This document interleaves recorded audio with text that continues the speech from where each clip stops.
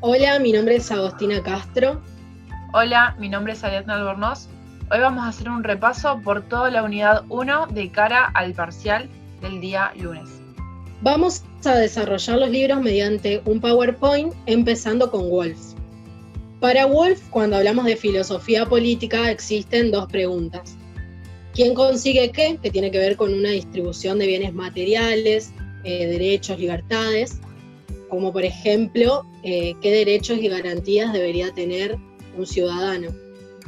En base a esto surge un debate con respecto a quién debe tener ese poder político, y la tarea del filósofo político va a ser determinar el equilibrio correcto entre la autonomía del ciudadano y la autoridad del gobernante, podríamos decir. La política se puede pensar mediante dos dimensiones. Por un lado, la perspectiva normativa, que se busca comprender los hechos políticos planteándose cómo deberían ser las cosas. Podríamos decir qué es lo justo, y pretende establecer normas. Es en esta perspectiva donde colocamos a la filosofía política. Un ejemplo de esto puede ser qué regla o principio debería gobernar la distribución de bienes. Es esa la pregunta que se hace el filósofo político. Otra de las perspectivas va a ser la descriptiva, que es una perspectiva empírica que analiza cómo suceden los hechos, es decir, cómo son los hechos en realidad. Como decíamos antes, ¿qué regla o principio debería gobernar la distribución de bienes? En este caso, se va a preguntar cuál es la distribución real de los bienes. Y en esta perspectiva podemos poner a la ciencia política.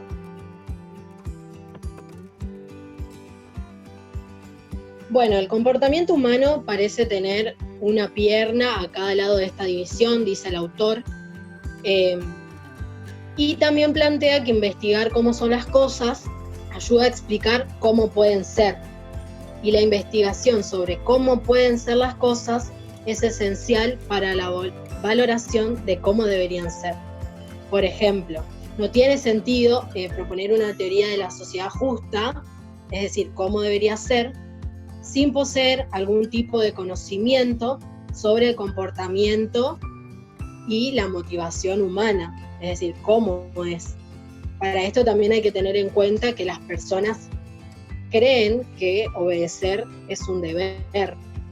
Con respecto a las cuestiones descriptivas, se puede decir que nos acercamos y observamos, es decir, se sabe cómo se debe proceder. Pero con respecto a lo normativo es más difícil, no hay respuestas fáciles para averiguar cómo deberían ser las cosas. La tarea de los filósofos va a ser presentar tesis y argumentaciones.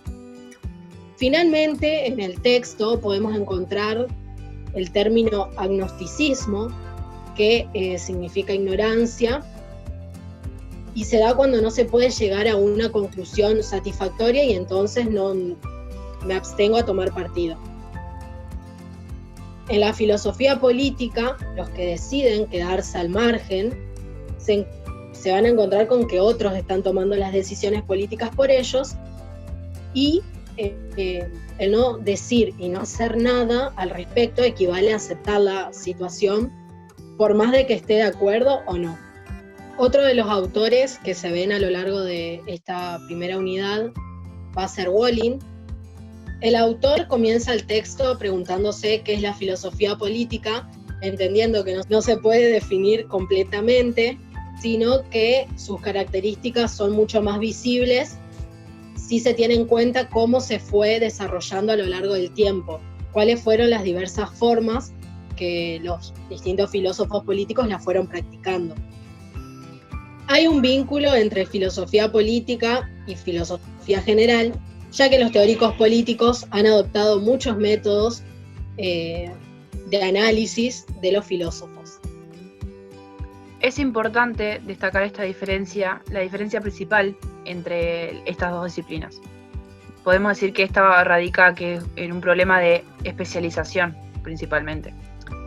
Por un lado, los teóricos políticos realizan una búsqueda básica del conocimiento sistemático, al igual que los filósofos. Pero la diferencia está en que la filosofía, además, pretende referirse a verdades públicamente alcanzadas y demostrables. Es decir, que buscan conocer lo que es común a la sociedad. Sin embargo, la filosofía política se va a ocupar de otro tipo de cuestiones más bien específicas, como lo son, por ejemplo, las relaciones de poder. Estas son entre gobernantes y gobernados. Otro tipo de problemas también serían los que se plantean por el conflicto social, o también esto de establecer una jerarquía de ciertos fines o propósitos. Esto vendría a ser los problemas que surgen en el conflicto social. Entonces la filosofía política se considera a partir de entonces como una reflexión sobre cuestiones que preocupan a la comunidad en su conjunto. La filosofía política debe tener en claro qué es político y qué no lo es, ya que este va a ser su objeto de estudio. Pero surgen problemas para distinguir esto debido a dos razones. Primero, que una institución política está expuesta a influencias de tipo no político. Y por otro lado, hay una tendencia a utilizar las mismas palabras y conceptos políticos en situaciones que no son políticas. El objeto de estudio de la filosofía política, que es lo político entendido como público, común y general, se va a encontrar con un límite que van a ser las prácticas sociales, y hay que entender a estas prácticas como procesos institucionalizados que sirven para resolver asuntos políticos, ordenan y dirigen la conducta humana.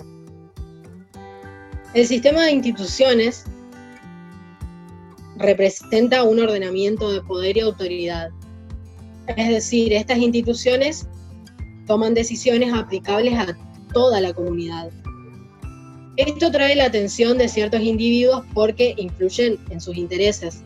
Entonces, cuando estos individuos toman conciencia, esto cobra la forma de una acción dirigida a esas instituciones y pasan a ser políticas.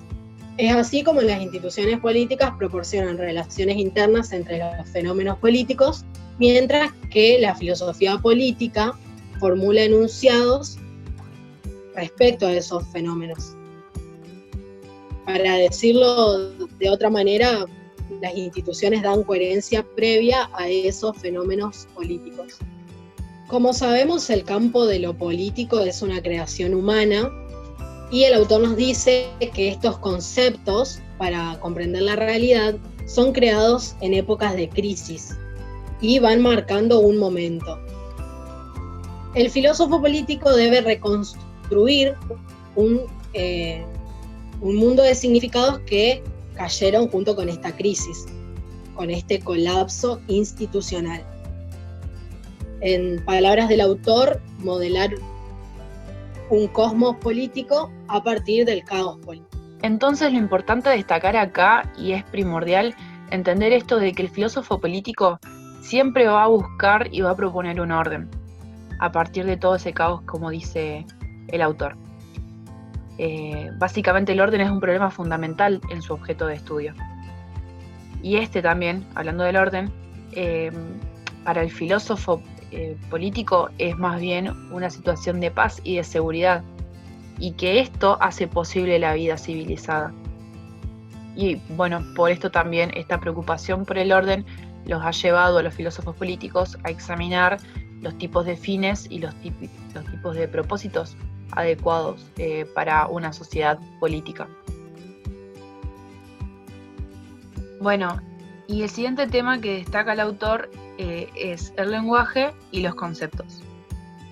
Básicamente, el uso tanto de los conceptos como del lenguaje, que son especiales, le van a permitir a este reunir una variedad de experiencias y prácticas comunes, y a partir de eso poder mostrar sus interconexiones.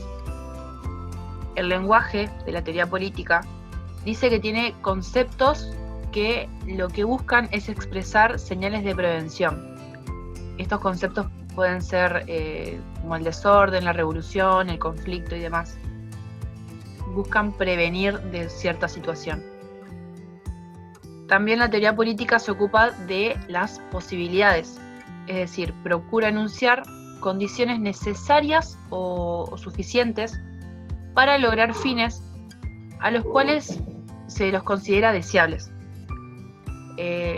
Acá lo importante es que el teórico político va a emplear conceptos que no pueden ser juzgados como ciertos o falsos.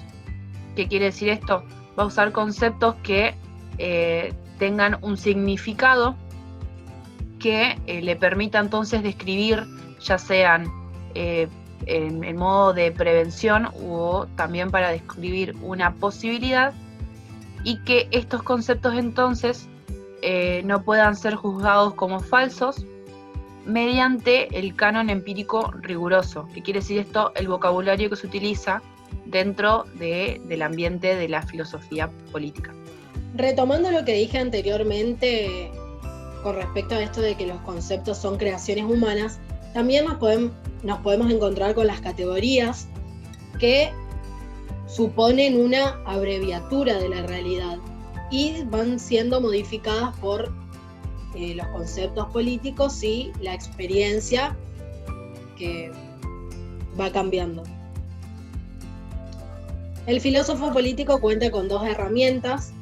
Por un lado, la imaginación, que nos permite conocer las cosas que no podemos ver de forma directa, es decir, que nos ubica como en cierta comprensión de la realidad.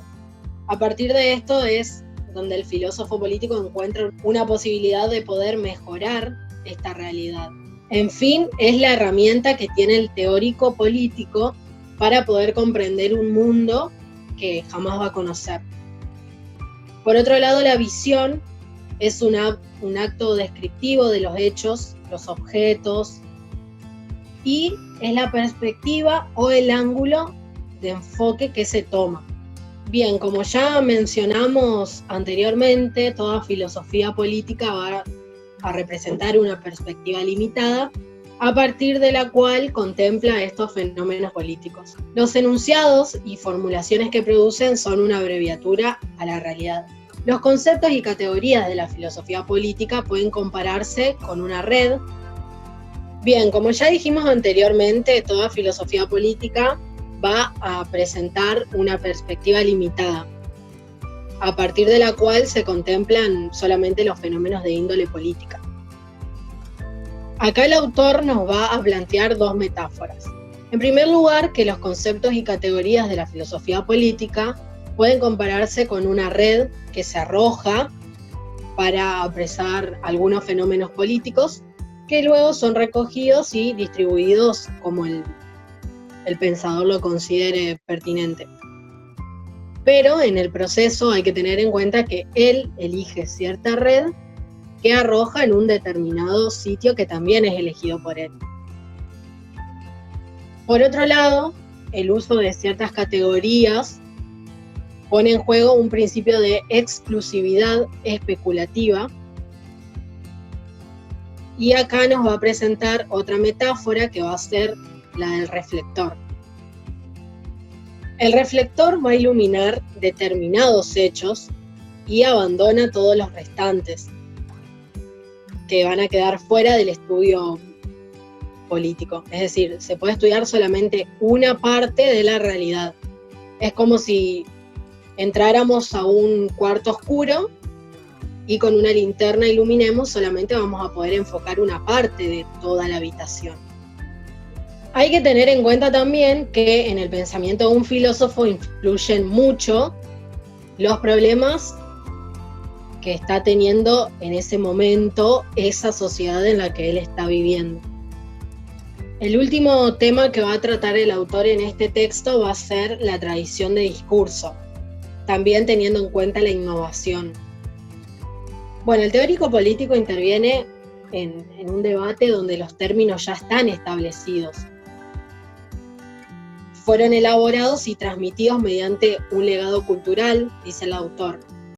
También dice, en otras palabras, que se ha convertido en un cuerpo de conocimiento heredado. Esto obliga, digamos, a quien desea tomar parte de este diálogo a aceptar ciertas reglas y usos que ya están establecidos. Una característica de la tradición de discurso va a ser que es tenaz, porque a pesar de todas las innovaciones que fue teniendo, jamás se rompió, desapareció, sino que cada autor las fue ampliando. Esta tradición de discurso presenta muchas ventajas, en el sentido de que quien forme parte de ese diálogo va a transitar por un mundo familiar, donde el territorio ya fue explorado, y en caso de no serlo, tiene muchos principios para poder guiarse. Por otro lado, también hace posible la comunicación entre contemporáneos mediante este lenguaje común. Hay un vínculo de continuidad entre pasado y presente. Y por último, se puede adaptar la nueva experiencia a un ordenamiento que ya estaba vigente. Para ampliar un poco esto de la innovación, hay que tener en cuenta que la experiencia política de una época es cambiante, por lo tanto, sí o sí va a haber una modificación en las categorías. Es decir, que cada filosofía política va a llevar algo exclusivo, pero también algo tradicional. Cada filósofo se ocupa de lo que considera un problema en su época.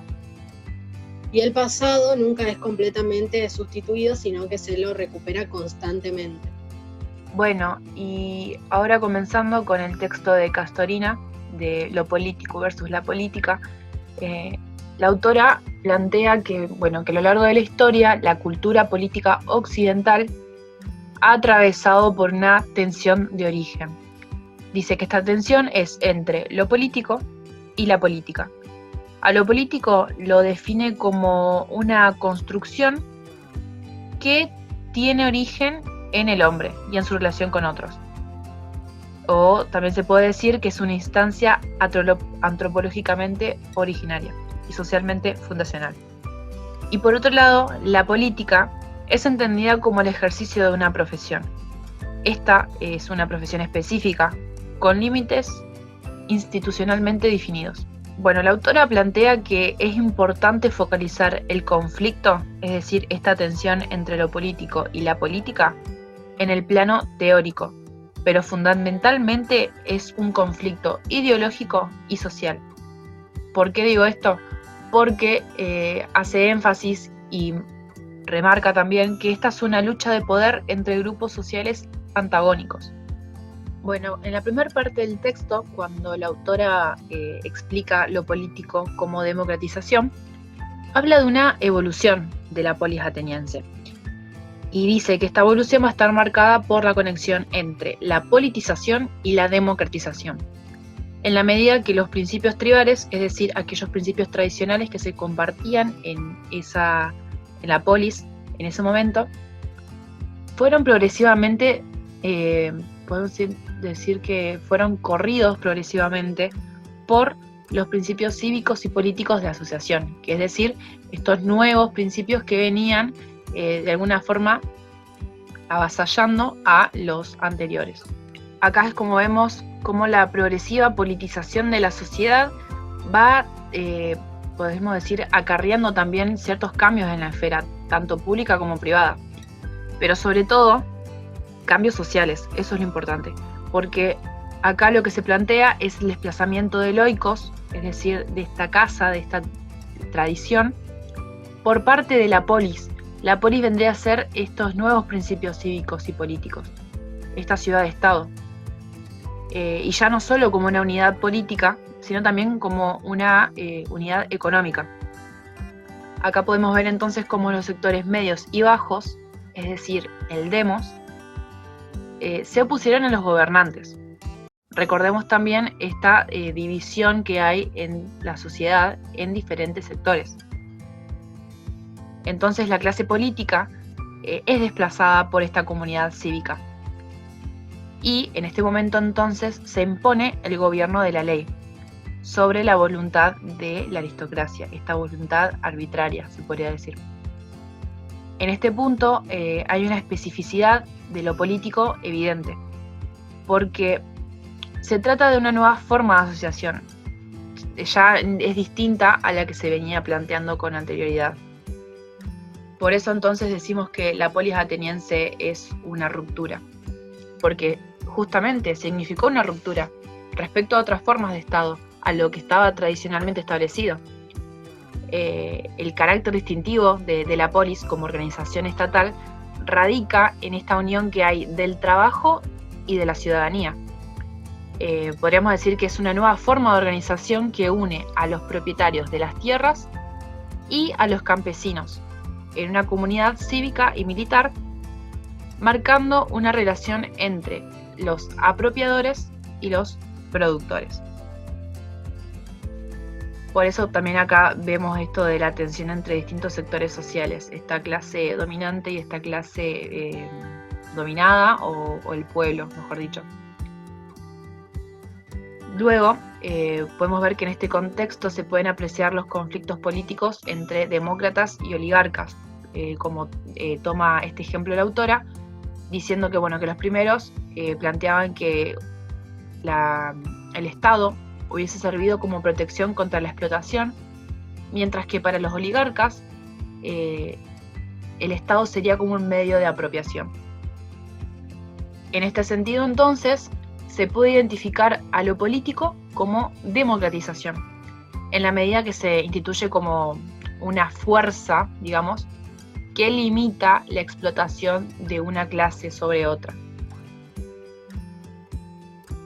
Luego en el texto, la autora hace referencia a Sócrates y a Platón en contra de los sofistas.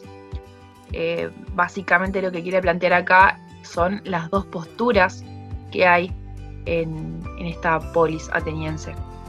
Por un lado, Sócrates y Platón, que tienen más bien una reacción conservadora y elitista frente a la invasión de lo que ellos llaman el populacho, o el hombre común, a los asuntos públicos.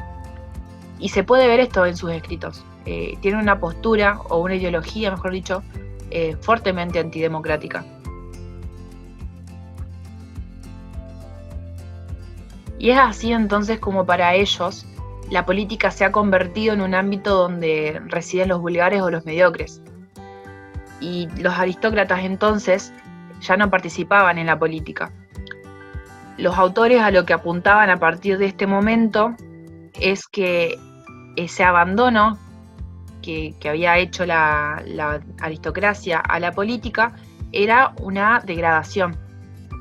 Y por lo tanto lo que ellos buscaban, su objetivo era reeducar a esta aristocracia en este nuevo contexto político, para que vuelvan a retomar a la política, ¿no?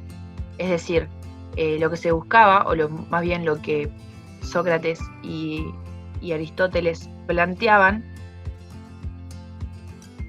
es decir, lo que Platón y Sócrates planteaban entonces era retomar esa división entre gobernantes y gobernados, quienes gobiernan y los que trabajan. Y ahí está la esencia de la justicia y el Estado, mejor dicho, ¿no? Esto de la división social del trabajo, en la que la aristocracia tendría que volver a ocuparse de lo que era la política, y el populacho entonces debía volver a aquellas tareas que le habían sido asignadas en un primer momento. Pero en cambio a esta postura se nos presenta Protágoras. Él habla de que la palabra tiene que tener un igual acceso en la asamblea por parte de los ricos y de los pobres. Porque dice, ambos tienen poder político, tienen el mismo poder político, por lo tanto ambos tienen que tener el mismo acceso a la palabra. Y acá hay una diferencia también que plantea de que Protágoras se refiere a la educación como algo que es necesario para alcanzar el poder político, y por lo tanto acá lo que estaría definiendo es que el poder político es algo innato. Y acá la diferencia también que podemos ver entre Protágoras y Sócrates y Platón es que en Protágoras, por un lado, plantea de que es necesario estudiar para alcanzar el poder político. Por lo tanto, podemos ver cómo el poder político es algo innato y que cualquiera puede, a través de la educación, obviamente, puede ocupar un lugar en el poder. Sin embargo, si retomamos Sócrates y Platón, vemos como el poder político sí es algo nato. Y dice que la educación y los temas sobre los cuales nosotros nos educamos son un acceso a verdades absolutas. Y mientras que para Protágoras esto de que, bueno, a ver qué es la educación o qué es lo que estudiamos, es más bien una asimilación convencional de las costumbres y de los valores, y no tanto esto de la verdad absoluta. Bueno, y volviendo a Protágoras, cuando él afirma que el hombre es la medida de todas las cosas, en ese enunciado estaría involucrando dos premisas fundamentales para lo que es la comprensión de lo político. Primero porque dice, lo político implica desterrar a la naturaleza y a sus verdades inmutables como un principio de autoridad. Esto que decíamos anteriormente, difiere de Sócrates y de Platón, cuando habla de que lo natural y la verdad absoluta es un principio para ocupar un poder político.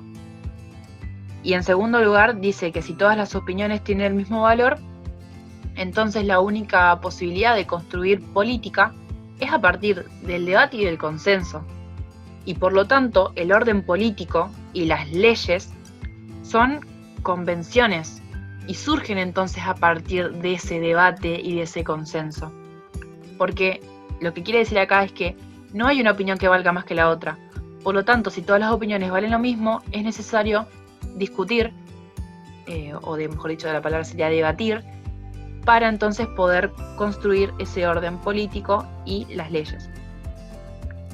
Entonces, resumiendo, lo democrático para los antidemocráticos, estamos hablando de Sócrates y de Platón, radica en darle al pueblo la posibilidad de elegir entre los expertos.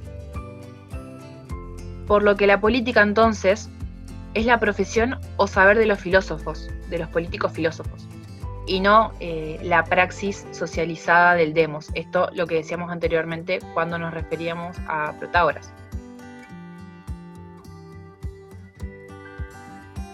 Y por último, lo que me parece importante también destacar es esto de la polis como escenario de conflicto entre lo político y lo económico.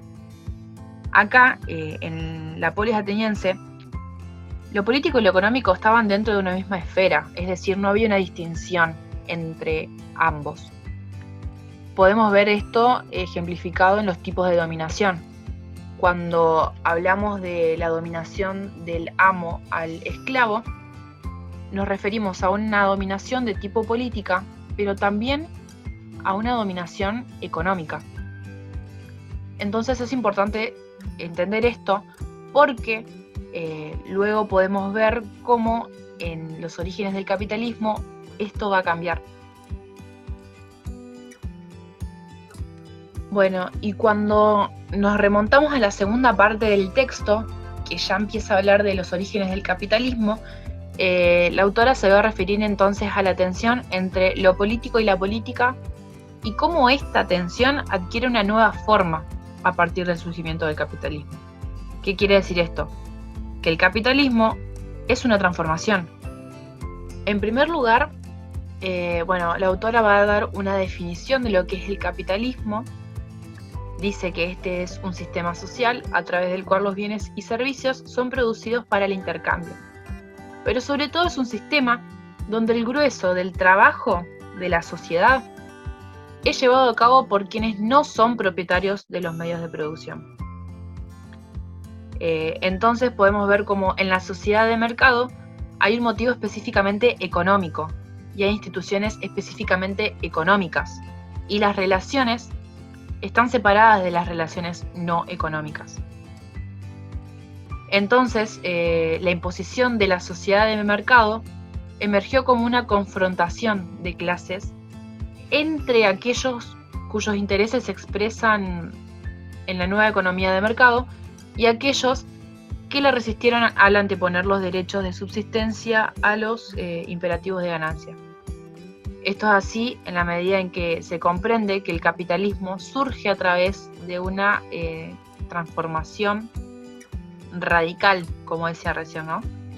Y en las más básicas relaciones y prácticas sociales. ahí es donde podemos ver realmente reflejada esta transformación.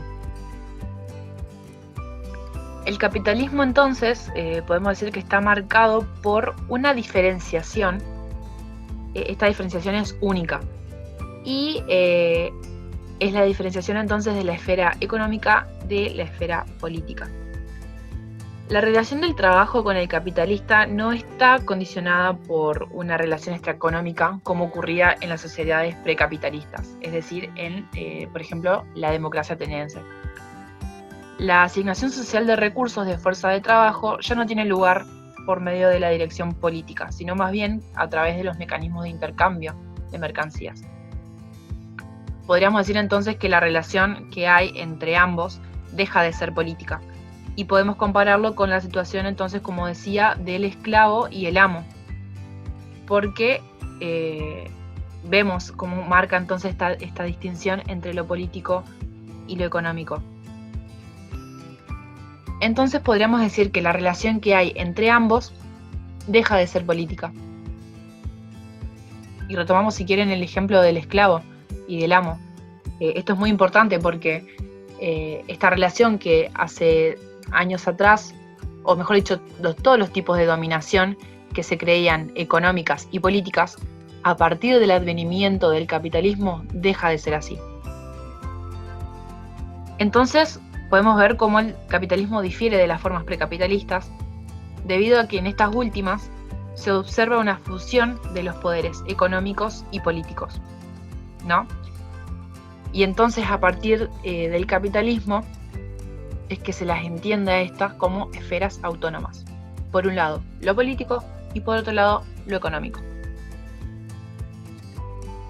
Esto a su vez, nos llevó a la redefinición de lo que es la ciudadanía.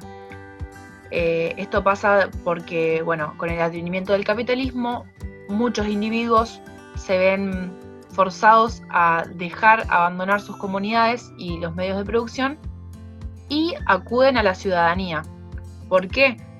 Porque ven a esta como una condición de legalidad para vender su fuerza de trabajo en calidad de hombres libres.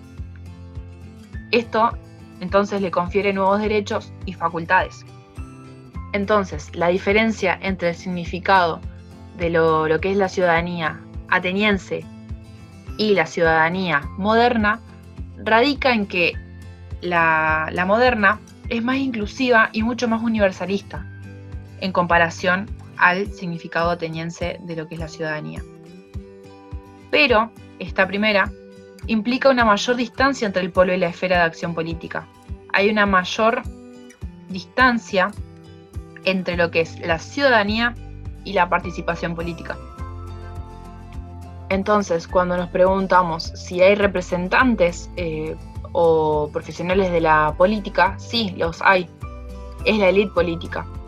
Porque, retomo, hay una diferenciación entre unos y otros.